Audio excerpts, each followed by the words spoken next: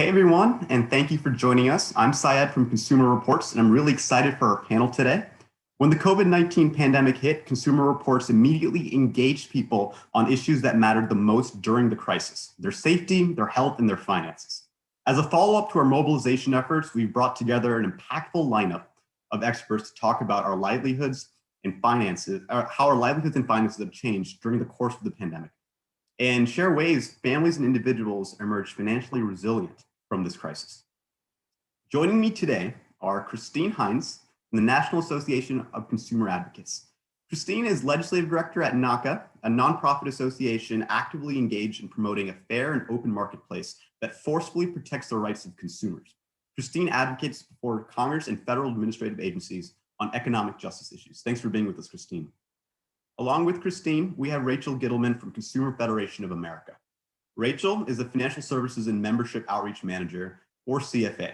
In this role, Rachel leads CFA's advocacy and outreach on high-cost lending, payday loans, debt policies, student lending, credit reporting, and other banking and credit issues.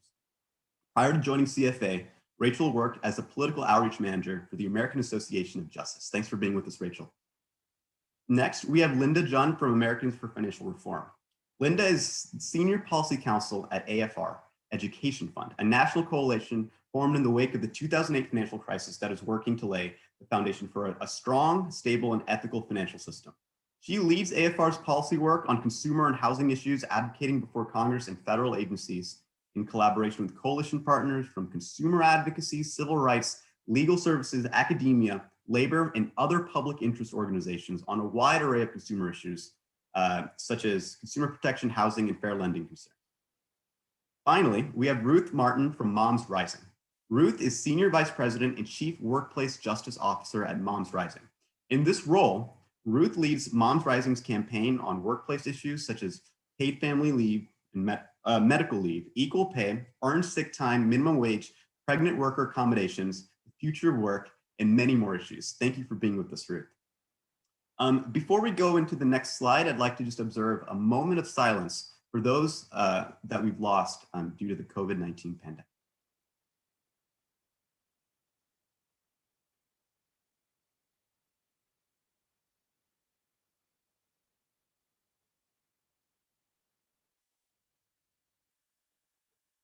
Thank you for that. We'll move on now to our next slide, which are some things to note about today's presentation. Just a few housekeeping items before we get started. First, you can join in the conversation by using the chat function. You can ask questions or show your support there. Next, we're recording, so we can share the panel with those that aren't able to join us today. And then we've also enabled closed captioning. You can follow the instructions at the bottom of the Zoom window to turn them on. Some ground rules for the chat. When using the chat and asking questions, speak from your own experience instead of generalizing, using words such as I instead of they, we, and you. Please refrain from personal attacks and focus on the ideas. Instead of invalidating somebody else's story with spin, share your own story and experience. The goal is not to agree, it's to get a deeper understanding. And unfortunately, audio and technical issues tend to be inevitable, but let's agree to be supportive and understanding when issues arise. By attending the webinar, you sign on to these ground rules. If you don't adhere to these rules, we have permission to take you out of the session. Now, according to the December 2020 National Representative Consumer Reports American Experience Survey, just over half of Americans say that they have delayed or not done something in 2020 for financial reasons due to the COVID-19 pandemic. About a quarter of Americans say they delayed or didn't have a medical or dental procedure for financial reasons. And another quarter say they have put off or haven't saved for an emergency fund. Now we'll move on to a discussion of these issues and solutions that directly impact your household financial health. We'll begin with the first question, which is directed towards Rachel, but I encourage the other panelists to chime in afterwards and respond. What are the long-term financial impacts of the coronavirus pandemic on households and individuals? I'll start with Rachel.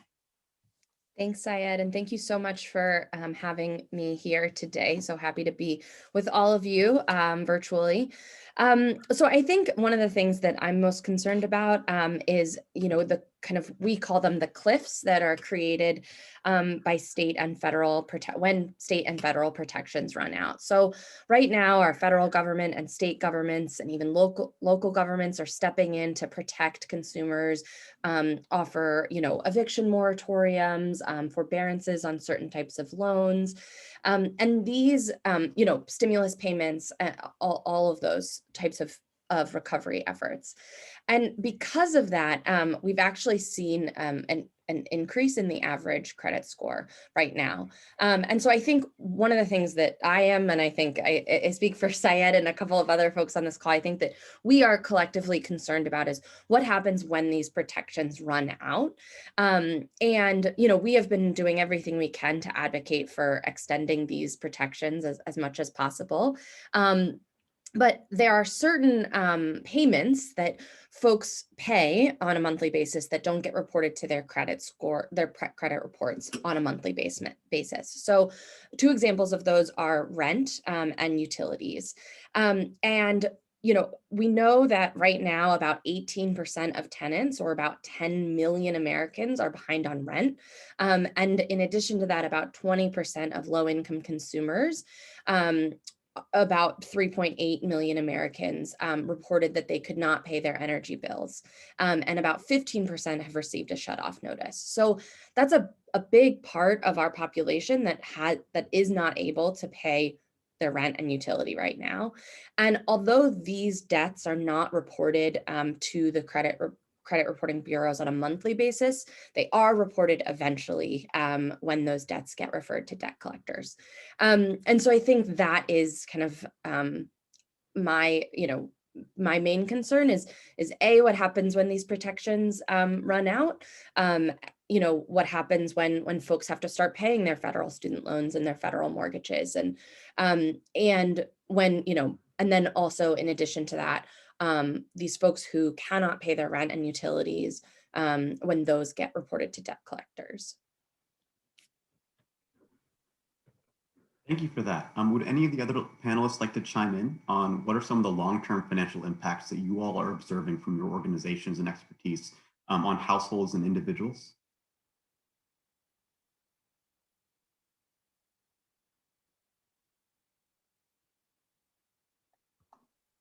I don't think I have anything. I think Rachel did a really good summary of the concerns that we collectively share on the panel. I will just say, I think we're reaching the point though where those cliffs are really coming. I think we've been managing, unfortunately, and COVID has probably gone on a lot longer than we anticipated when we were all approaching this, March of last year. But I think the cliffs are actually closer than they've ever been before in this conversation. Is thankfully there is a vaccine and more people are getting vaccinated, but I think we as advocates and as community members really need to, this is the right place to focus the conversation, because I think those cliffs may really be coming in a few months and there may not be the extensions that we've been able to see the last few times. Got it. Thank you. Before we move on to the next question, we'll begin our first audience poll. The question is this: since the beginning of the coronavirus pandemic, have you had to take money out of your savings in order to afford normal monthly bills? While you're answering, if you've answered yes, stay tuned to learn ways that you can protect your financial health 1 year into the pandemic. Consumer Reports folks will also be providing some resources in the chat throughout this session.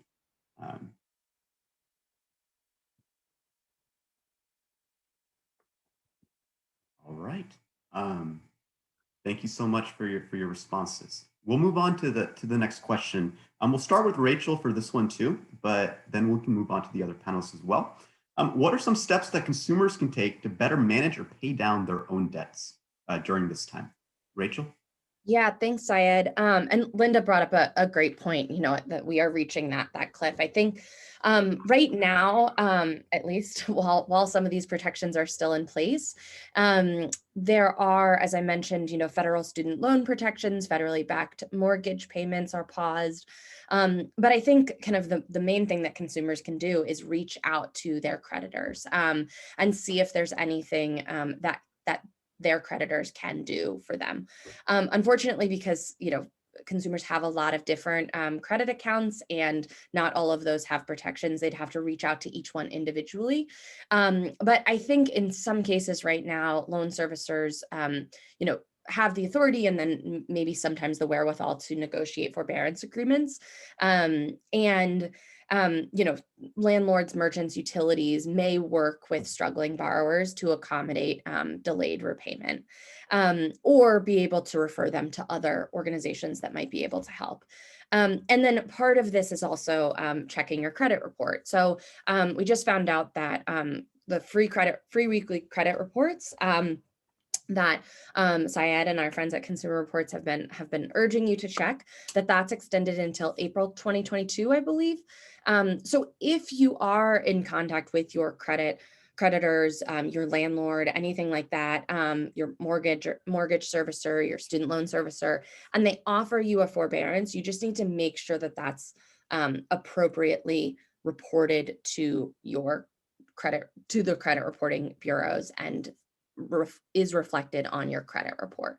So I think those are our, kind of top priorities. There are many different options for, we always encourage, one of the things that I work on that's near and dear to my heart is high cost loans. And so urging folks to stay away from those loans as much as possible. But, a lot of credit unions have short-term loans. And we also, urge folks to look into charitable organizations. And then also, family and friends obviously is also always an option. Thanks for your answer. Would anyone else like to chime in? Yes, it's Christine. Hi, Syed. I just wanted to add to Rachel's comments, and just to encourage people to be aware of your legal rights and protections when you're asking for accommodations, because we all know that there are 3 different relief packages have been passed by Congress and became law, and also the states are also taking action. So there are protections, COVID-related protections, when you're asking for certain accommodations. So be mindful that your situation might have other protections involved. So try to find out what those are. Thank you.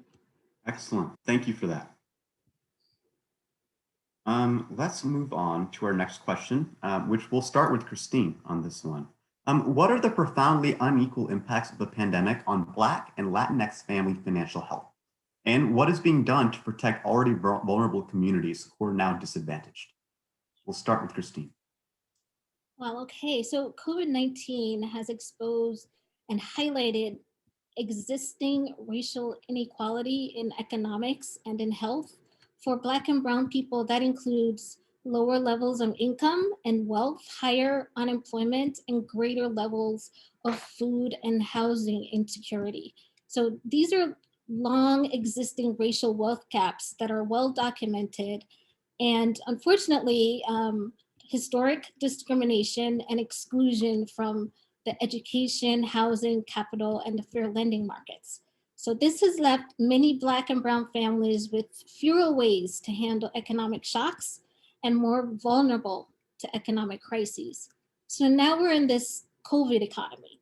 What have families all over the country experienced because of the pandemic? In addition to the health crisis, as a population, we've experienced job losses, housing insecurity, instability in education for children, and food insecurity. And the COVID-19 economic crisis has made it harder for many families to pay their monthly bills. So due to the pre-existing racial and wealth gap and inequality, all of this has been that much worse for Black and Brown families. So I'm gonna list a bunch of different surveys, but a survey taken back in September said that the majority of Latino, Black, and Native American households reported facing serious financial problems during the coronavirus outbreak. Okay, more Black Americans than white felt that their jobs and income had been negatively impacted by COVID-19, and that they were very concerned about job security during COVID. And according to Pew, job and wage losses due to COVID hit Hispanic adults the hardest. It has also affected their savings. More Black families than white were more worried about their savings being depleted faster during the economic crisis brought on by the coronavirus. And again, according to Pew, an overwhelming majority of Black and Hispanic adults said they did not have emergency funds to cover 3 months of expenses. And now the number for white adults was about half. So what's being done? I mentioned before that we have, I think the biggest impact right now is that there is recognition. There is recognition that there is a disparate impact on people of color, that that it needs to be addressed specifically. I think with the 3 federal relief packages that Rachel mentioned, with the stimulus payments and the state actions, the foreclosure and eviction suspensions, the mortgage loan forbearance, unemployment benefits, child tax credits. So all of these these 3 laws, the relief packages that were passed by Congress and became law, are helping minority communities as well, really the entire population.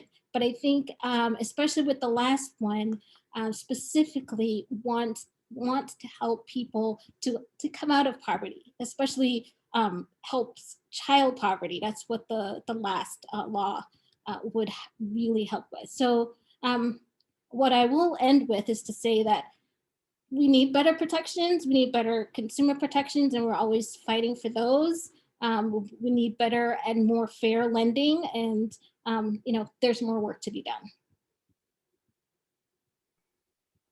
Excellent. Would any of our other panelists like to add on to that? Sure, I'll add a little bit. I agree with everything that Christine said, and I want to pick up on what this last relief package did, which is an enormous amount for working families across the country. That's really going to do a lot to protect our savings. And I am also particularly excited about what it's going to do to relieving child poverty rates, which I think is going to be critically important to long-term economic security and wealth building. And we'll talk about this a little bit more in a few minutes, but what is not in that package that we still need very much is access to paid family and medical leave, which we don't have in this country. We don't have a minimum standard around that. We're one of the only countries in the United States, or only countries in the world that doesn't have that. And one of the things that has really hurt a lot of families during the pandemic were part of the reason we're going off these cliffs is because so many people had to step away from work for caretaking reasons, because their schools closed, their childcare centers closed. And so a lot of people had to leave work because of caregiving, and that has had a disproportionate impact on mothers, and in particular, single mothers of color. So just to lift up that part that Christine was talking about earlier and say that while many relief packages have helped address part of this, what we don't have right now are additional protections around paid family and medical leave. And we need to continue to push for that in the next package and beyond, because we will need it to continue to pull out of the hole that we find ourselves in because of the pandemic, but we'll just need it because people need paid leave even when we're not in a pandemic. And I know we're going to talk about that later, but I wanted to lift it up here too. Thank you for that. We're going to move on to our next 2 questions, which will be about predatory debt collectors and garnishments. But we will begin with our next audience question, which is, have you or someone you know been aggressively contacted by a debt collector? Consumer Reports and our panel of experts are here to provide information that can help you if you have answered yes.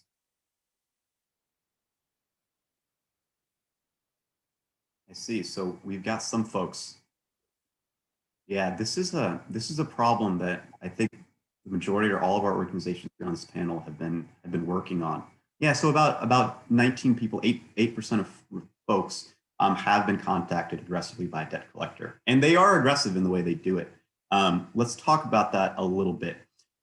What can federal agencies do to protect families and individuals with excessive predatory debt collection, and how can families turn to agencies for assistance? Let's begin again with Christine on this one. Sure. So debt collection is one of the most complained about industries in America. Um, Aggressive and illegal debt collection was a systemic problem for the pandemic, and it continues to be. Debt collectors use the courts to file lawsuits more than anyone else. Debt collection itself is a legal activity. It's just that there are lots of abuses with debt collection. So it is so pervasive, abusive debt collection, that there are two federal consumer agencies that address this problem: the Consumer Financial Protection Bureau and the Federal Trade Commission. It is a leading source of complaints at both of these agencies, in addition to credit reporting issues. So what are the types of bad acts that abusive debt collectors commit? So consumers are on the receiving end of many of these behaviors, such as excessive and harassing phone calls, threats of illegal action, so threats to sue when they have no basis to sue, giving wrong or misleading information about debt, like how much is owed. The information is often wrong. Attempts to collect debts that consumers do not owe, and then their privacy violations, like contacting third parties like friends, families, and neighbors about a person's debt. That is a violation of their privacy. And then, of course, there are lots of scams in debt collection. A lot of scam artists are out there pressuring consumers to pay debt that they do not actually owe. So what are these two agencies doing, the Federal Trade Commission and the Consumer Financial Protection Bureau?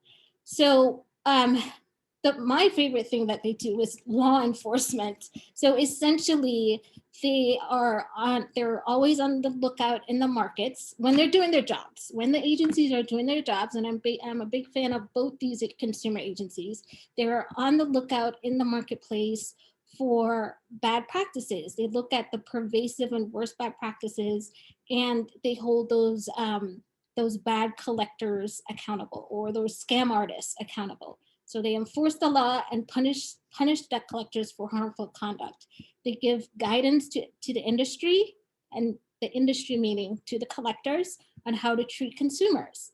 They accept complaints from consumers having problems with collectors and with creditors, and they prepare materials for consumers to help to cope with that collection activity. So they both, I talked about law enforcement before. There is a law called, it's about 40 years old, 1977, older than 40, Fair Debt Collection Practices Act.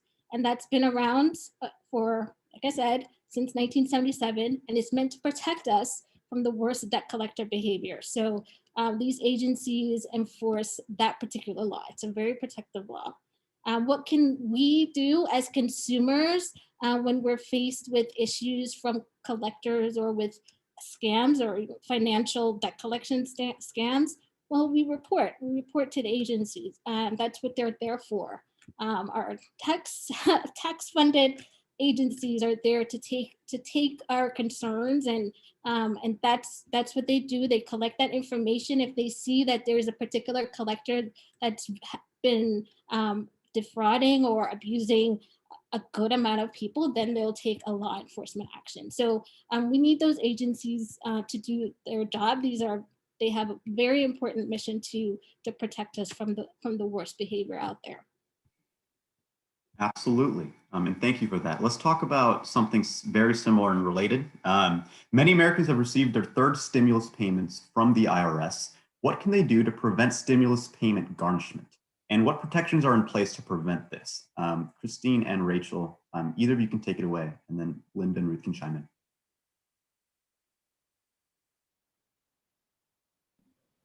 Christine, do you want to start? Okay. All right. So, okay, I'm sorry because I just finished answering. This is regarding the I can. Okay, yes, I just need a minute. No worries. You did a great job summing up the Federal Debt Collection Practices Act in such a short period of time. So unfortunately, Syed mentioned that many Americans, about 90 million, I think at this point, have received their first or their third stimulus payment. This, because of the way that this most recent package was passed, it was passed through a process called reconciliation, which is budget related. They were unable to protect these payments from garnishment from third-party debt collectors. There are these payments or the child tax credits that Ruth was mentioning earlier.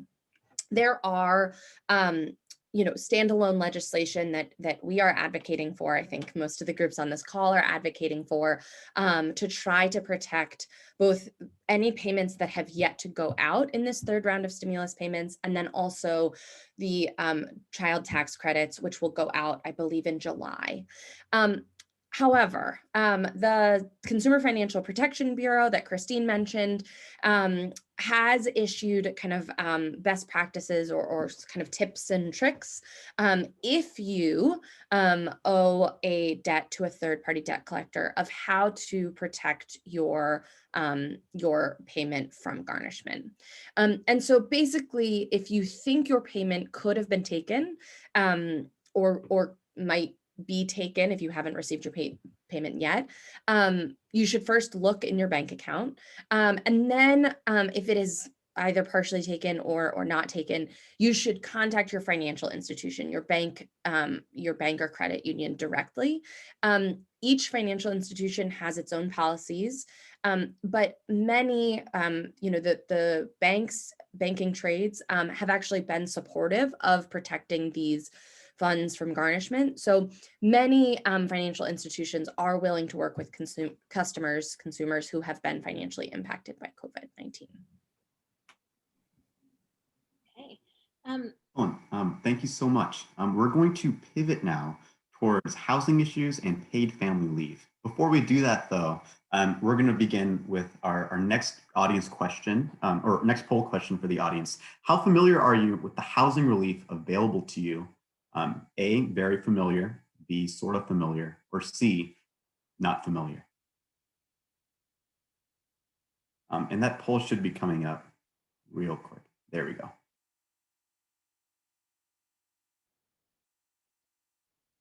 If you're not familiar, don't worry, we're about to share. But yeah, so most folks from our results are not familiar. And that about tracks. Not everyone needs access to this, and those that do often run into a lot of complexities because relief in this space can be complex. Let's move on to our next question. This one is for Linda, which is, if the coronavirus pandemic has made it hard for individuals to pay their mortgage, what relief is available? And then also, what advocacy can be done to prevent housing evictions and foreclosure? Linda? So on the mortgage front, and Syed, I think you laid it out really well. There is a lot of complexity with housing assistance, partially because in the mortgage space, it depends on the type of mortgage you have, which also determines your options, as well as the fact that foreclosure and evictions are also a local issue. And so there are going to be state and local specific measures that are in place that you should check for where you're located, and the court process. If you're in a place that is a judicial foreclosure state, then all of that works together to figure out your options. So I'm going to do my best to give an overview from this point, but I will say, for those of you, if you're like, I need help right now, there's going to be a few things to parse through, and I'm sorry it's complicated, but the good news is that there is relief available. So I would say approximately like maybe 70% of the mortgage market is federally backed, and so that means that I don't know if you've heard these terms, but Fannie Mae or Freddie Mac, those are the two government-sponsored enterprises and mortgages backed by Fannie or Freddie make up a large part of the market. There's the Federal Housing Administration insured loans, FHA. There's also VA and USDA loans, and those are the types of federally backed mortgages. For that part of the market, the CARES Act that was passed last March put into place up to a year of forbearance, and that's basically a year of suspending mortgage payments for those types of loans for people who have COVID hardships. There was also a foreclosure moratorium that was put into place in the CARES Act that while the CARES Act portion of it ran out, all of those agencies have extended that moratoria. So right now, foreclosure moratoria are in place for federally backed mortgages through June 30th, 2021. If you had a forbearance and you received one early on and that you were about to run out, so the CARES Act allowed for a year, the agencies have also extended that time period so you can stay in forbearance longer if you need it. Also through June 30th. So there's basically the summary of the help for that part of the market is forbearance of a temporary suspension on payments if you're facing a COVID hardship, and preventing foreclosures from going forward during this time. So that's not all of the market. 30% is still a large, when we come to homeowners, right, that's still a large portion of the market as well. But, over half of the market is protected by those federal protections. The other thing is, right, in the American Rescue Plan, there's also a nearly $10 billion fund, homeowners assistance fund. So I saw a couple questions in the chat about non-federally backed. So one of the ways those people will be able to get assistance is applying for those funds. That's going to be money that's doled out through the states. So each state will be setting up a program, hopefully imminently, like in the next, few weeks to start having that assistance available to people. And the homeowners assistance fund can cover mortgage payments. It can cover utilities, property taxes, homeowners insurance fees, homeowner association or condo dues. There are so all of these things with the goal of keeping people in their homes and allowing them to stay homeowners. So that is the goal. So there's a lot of work in play to try to make those programs as functional and as streamlined as possible, and a lot of people working on the ground to make that happen. But right now, I would say if you're a homeowner facing a COVID hardship and you aren't in touch with your mortgage company yet, I would say reach out to them right away. Even if it's not a federally backed mortgage, I know that there's a lot of servicers that are doing similar forbearance programs. The other thing I will mention is the American Rescue Plan also puts aside $100 million for housing counseling agencies. So that's really important. If you need help, there is thankfully an influx of funding. I mean, they are trying their best. I know housing agencies are also stressed, but there are housing counseling agencies all over the country. And so if you're facing a hardship and you need some help navigating this complexity, I would really suggest finding one in your area. I will set this in the chat after I stop talking, but there's a way you can search for them by zip code on the CFPB's website. And there's also a joint housing agency website that they've set up with COVID options to help people navigate this that I will also share. But you really should contact a servicer if you haven't already, and you should contact a counselor if you need some help navigating all of these things, because there is a wide variety of help. Also check your local, see what's in place. So I would say look at all of that. There's also a increase in fair housing funding. I know there was 20 million put for fair housing funding, and unfortunately also during COVID, there's been an increase in fair housing complaints, and those agencies have also been strapped. Thankfully, this legislation puts some resources to addressing those issues as well. Thank you for that, Linda. We're going to discuss now paid family leave and the importance of it during the coronavirus pandemic. This question will be for Ruth. Many households and families have been personally affected by the pandemic. Can you go into the different ways that paid family leave can really make a difference for consumers and families during this time? Absolutely. And I want to echo the other panelists' thanks and Consumer Reports for putting this panel together. I'm really excited to be here and talk about an issue that is near and dear to my heart. And I also appreciate the moment of silence we took at the top of the call. It's true that many of us, I don't know anybody who hasn't been touched in some way by COVID. And so it's been a hard year. It's been a really hard year. And, a phrase that has come up a lot is that we may not all be in the same boat, but we're in the same storm. And so I've seen a couple of folks reflect on that in the chat around the different economic situations of even people who are participating in this webinar. And I suspect the same might be true with some of your participants about whether or not they've had access to paid leave.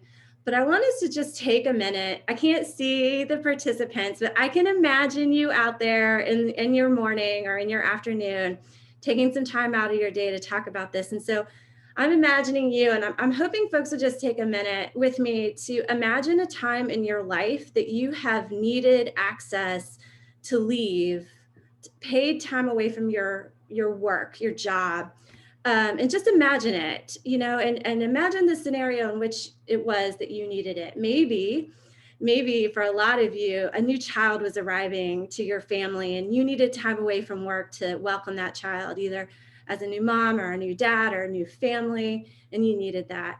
I think it's also really easy to imagine that you needed time away from work for other caregiving reasons. Maybe you yourself had a serious medical condition and you needed to take some time away from work to take care of yourself, to heal and get better.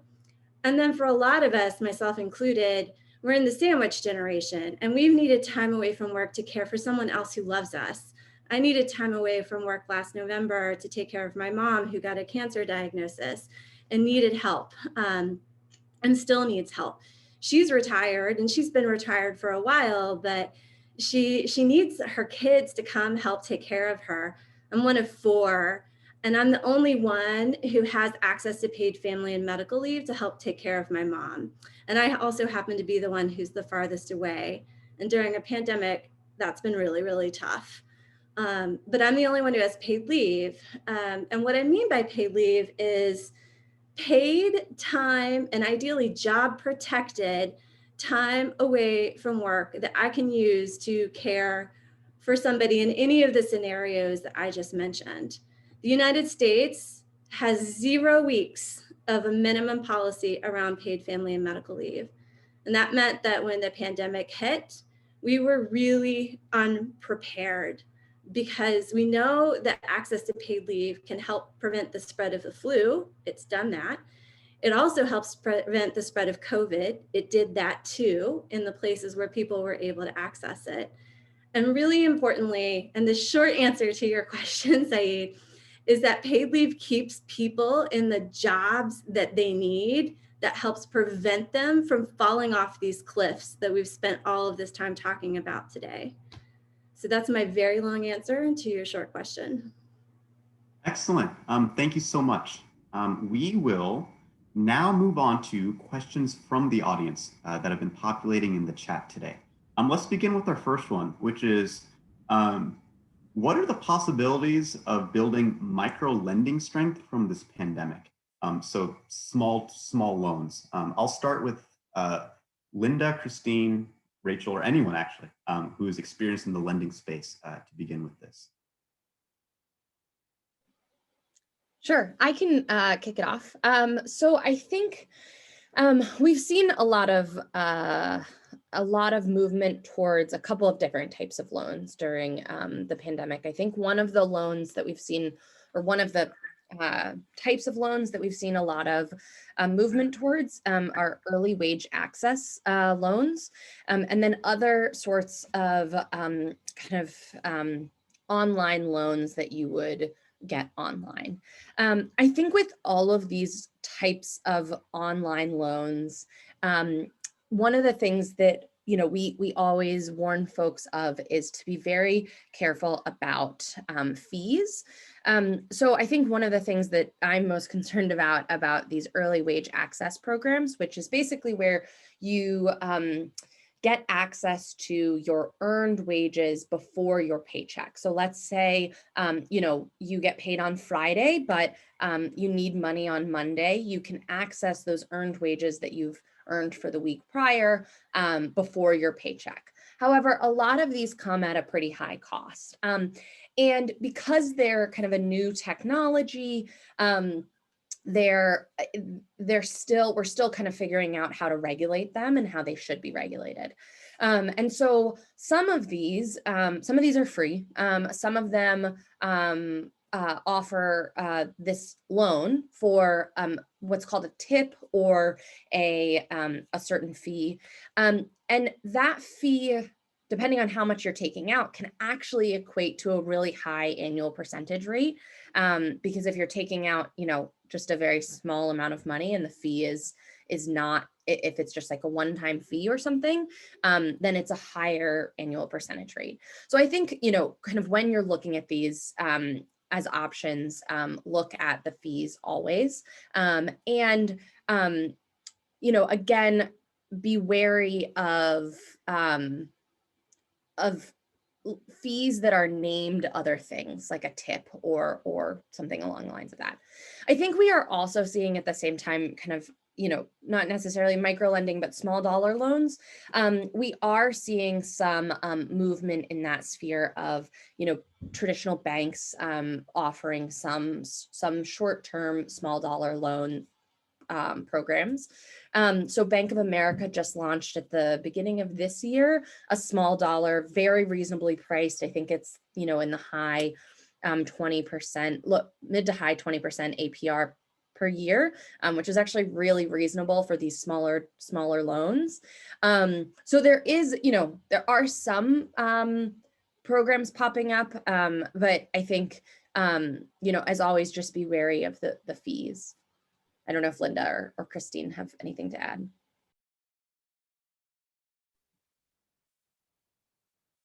Okay, we will move on to our next audience question, which is about mortgage forbearance. And I'll direct this one towards Linda.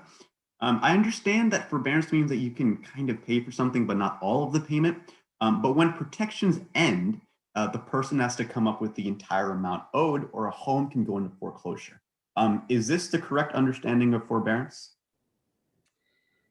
So as always with housing, the answer is a little complicated, but for the federally backed mortgages I was talking about, so 70% of the market, the answer is no. The forbearance, actually, I will rewind. In most situations in the mortgage world, a forbearance gives you a complete suspension on making payments. So it's not that you have to make a partial payment while you're in a forbearance. It's actually that you get a break for a certain time period of making payments, whether that's 3 months or 6 months or a year, or whatever the time period is. The lump sum thing. So there was a lot of confusion when they rolled out the forbearances. And I think in all honesty, the agencies were figuring out, what's going to happen.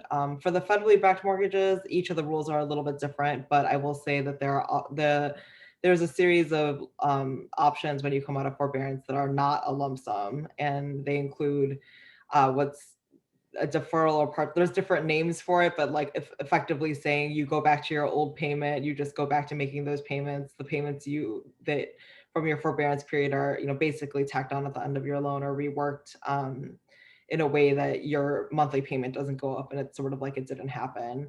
As far as like your actual paying, like there's not extra payments that are being tacked on. And there's different names for it at each of the federal agencies, but that's that one kind of option. There's another kind of option where you're, if you are like, I had a COVID hardship, let's just say I lost my job, I got a new job, it doesn't pay as well as my old job, but I can make like a decent amount, I can pay something. Then there's a series of loss mitigation options that your servicer will review you for that will hopefully lower your payment. And we're working, there's a lot of conversations taking place on making that process as streamlined and as clarified and easier to understand that it's currently been. Now, the tricky part is if you're in the 30% of the market that's not a federally backed mortgage, there isn't a prohibition on lump sums right now. So I think there's a lot we're trying to find out. We actually welcome, I will also share our story bank because we welcome hearing about that as well, or my email. Those are the people we encourage to apply for the homeowners assistance fund money when it becomes available. That will be one way to deal with it. It's just a different space. The CFPB regulates mortgage servicers entirely in that entire market. I think there's a lot of things that are still being worked out there for the other part. But I will say, forbearance is a full break on payments for a temporary period of time in most situations, and the mortgage market is for a lot of it. You shouldn't be paying a lump sum, and there should be some assistance available if that is for some reason your only option. And you should talk to a housing counselor to figure out which one of these categories you fall into, or a lawyer. Got it. Thank you so much, Linda. This will be our final audience question, and it will be for Ruth. It's about paid family leave. This question comes from someone who is self-employed, and they're wondering about how paid family leave might help someone who's in this position, or alternatively, people that are business owners themselves. What is the best way for them to provide paid family leave without putting themselves in a precarious financial situation during these times? Can you speak to that a bit?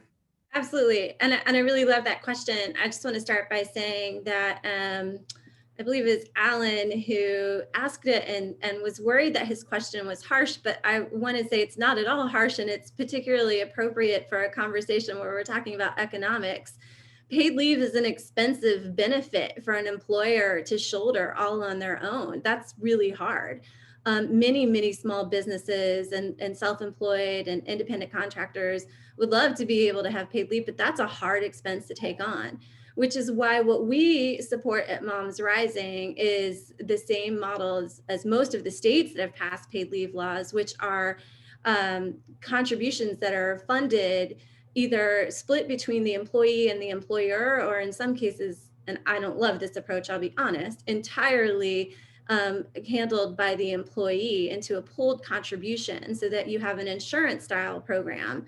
That's really important because it's just too much for small businesses to be able to hold that whole benefit, and they want to be able to do it because, as we know, most small business owners certainly, see their employees as the whole reason they can exist. It's their family, and they can't work without it. And it's such an important part of the job, but you can't take that on yourself. It's too expensive. So what we need is a national, insurance model is one way to do it. It's how every country has done it that has it.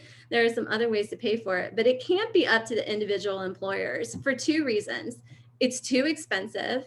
And having a contribution model, a shared contribution pool, helps level the playing field for small businesses so that they can also attract that star power talent.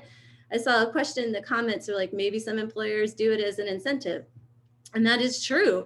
It is a huge incentive to go work for a certain employer. And the models that the states have passed, it's not 100% wage replacement. It varies by state, but employers who want to continue to compete for that top talent can certainly top off and pay their employees more. But the other reason that it's really important that this not be left to employer mandates is because people move and they change jobs and they cross state lines, and we need a minimum ground floor setting that employers are free to go above and beyond and really be innovative like they have done in a lot of ways. But we need to set a minimum standard across the country so that folks can know that they have a baseline from which to operate that's going to keep their families healthy and secure and help prevent us from going off a lot of these cliffs that we've talked about already. Excellent. Thank you so much. We've got a little more on the program for you today. Before we head out, I'd actually like to pass it back to Ruth to talk about an important call to action with MomsRising. This is my favorite thing. Okay, we got lots of policy wonks on here, but I'm an activist, and I saw a couple of people ask questions about this too. So I'm really excited. There is something you absolutely can do. So I know at the beginning, I asked you all to imagine a time that you needed leave. And I saw in my mind, everyone raising their hands. So what we like to talk about is at MomsRising, when this many people share the same kind of problem, it's not an epidemic of personal failings. There's a systems problem, and we can fix systems. And we can fix systems by sharing our stories and talking about it and normalizing caregiving. We've heard a lot of really good research on this call today, and research is so critical.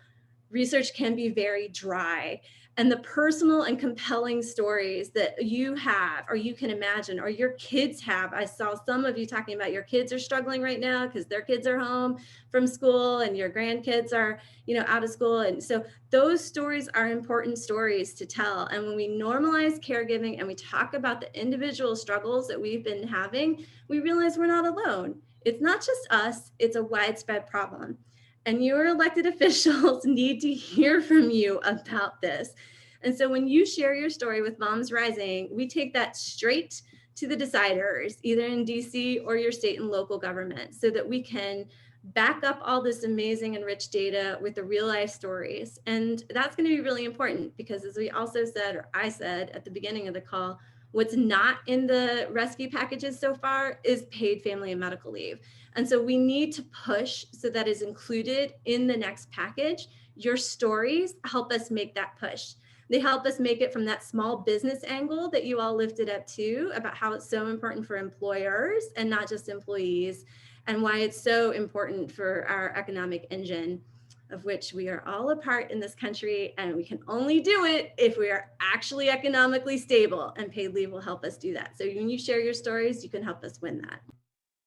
Yes, I myself am going to second everything Ruth said. I think all of the folks on the panel today have done advocacy and know the value of bringing stories from consumers and from families into a legislator's office and taking real experiences into those spaces.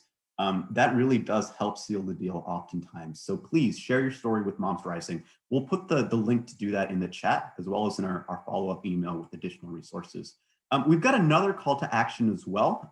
I'll pass it to Tim from Consumer Reports, who's been hiding in this webinar, to talk a bit more about cable and what Consumer Reports is doing in this space. Tim? Hey everyone. Yep, I've just been lurking, watching all the good comments and good commentary from the panelists. So as we're talking about the 1-year anniversary of COVID, one of the things that CR is working on is pushing back against companies who have kind of been putting in bad policies during the pandemic. One of those companies is Comcast, who have decided that the pandemic was a great time to start putting data caps on people's internet at home. So what that means is that they're basically saying, no matter what plan you paid for, once you hit a certain amount of data, they're going to start charging overage fees. And obviously people are at home using more data than ever, whether it's for work, your kids' Zoom calls, just basic entertainment. We're using more data at home than we've ever used before. So someone's going to drop a link into the chat. This is our call to action to call on Comcast to end their program of data caps and to end their to end their policy of data caps. We're also going to be following this up in the following week with an action to Congress calling on them to do more about this, because Comcast is not the only company. Cox is doing it. You might have an internet company that's doing this as well, and we want to hear about that. We're going to be asking you to share your story. So for now, if you can, take the action at Comcast. That'll sign you up for more emails. It'll sign you up to ask you to share your story in the coming weeks. And this is all part of what CR is doing over the next year to push for greater infrastructure around internet. We think that digital rights during the time of that pandemic is really important. So we're going to be working on a whole host of issues. We've got a great campaign lined up. The pandemic has shown us that internet is not a luxury, that high-speed internet is an essential service, much like having the water or the gas. If we want to take care of our kids, show up to work, schedule an appointment for a vaccine, high-speed broadband is something that we all need. So go ahead, sign up for that action. Click yes to sign up for other actions, and we'll be in touch soon. And thanks, Syed, and all the other panelists for the chance to give a shout out for this. Thank you, Tim. And thanks to all of our panelists. While this panel did not cover every facet of financial hardship that you may be facing, we will be sharing resources along with the recording of this webinar. Thanks again to all of our panelists for a fantastic program, and thank you so much to our audience for joining us today. Once again, you can follow us at CRA Advocacy, and we'll include contacts and links for the organizations represented on the panel today in our follow-up email. But thanks again, everyone. We'll sign off.